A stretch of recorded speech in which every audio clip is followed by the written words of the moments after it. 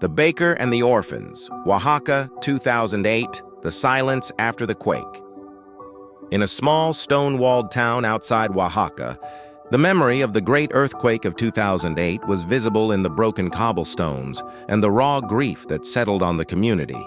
Marisol Herrera, a baker whose world had been cleaved in two by the loss of her husband in the rubble, refused to close the doors of her small, beloved panaderia. Every morning, she stoked the ancient brick oven alone, the silence in the shop almost as heavy as the dough she kneaded. Her work was a stubborn, rhythmic act of endurance. One cold, pre-dawn morning, as the scent of cinnamon and sugar began to fill the street, she found two young siblings, a girl of 8 and a boy of 6. Their clothes dusty and eyes wide with recent loss, huddled asleep on her doorstep. They were orphans of the same disaster that had taken her husband. The refuge of Flower Marisol didn't need to ask their story.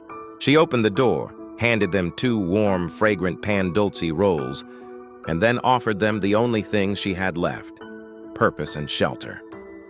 Instead of money, she paid them in warmth. The girl was given a broom and taught how to sweep the shop floor. The boy was given a rag and shown how to polish the tin counters. The word spread quickly across the bruised town. More children came, some who had lost families, others who had only lost direction. Soon, the panaderia was transformed from a quiet place of mourning into a vibrant, chaotic refuge filled with the sound of laughter, the rhythmic thump of dough, and a constant cloud of flour. Marisol taught them the old Oaxacan way of baking, passing on the heritage of the region. Her instruction was not just culinary, it was philosophical. You can measure sugar with a cup, she'd tell them as she supervised the kneading, but you must always measure kindness with your heart. And you must knead the dough with your dreams. The bread of the sun, Marisol's apprentices, grew up bathed in the light and warmth of that oven. The small shop, once a dark memorial to grief, became the brightest spot in the town, a symbol that life insisted on rising, just like the yeast. Today, her former students have scattered across Mexico, each running successful bakeries. They honored her legacy by naming their network Pan del Sol, Bread of the Sun.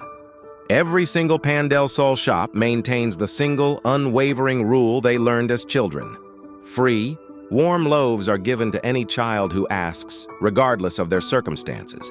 Marisol's story is a constant reminder that love, like the finest yeast, works best when it is shared, and that one woman's heart was large enough to bake hope for a broken nation.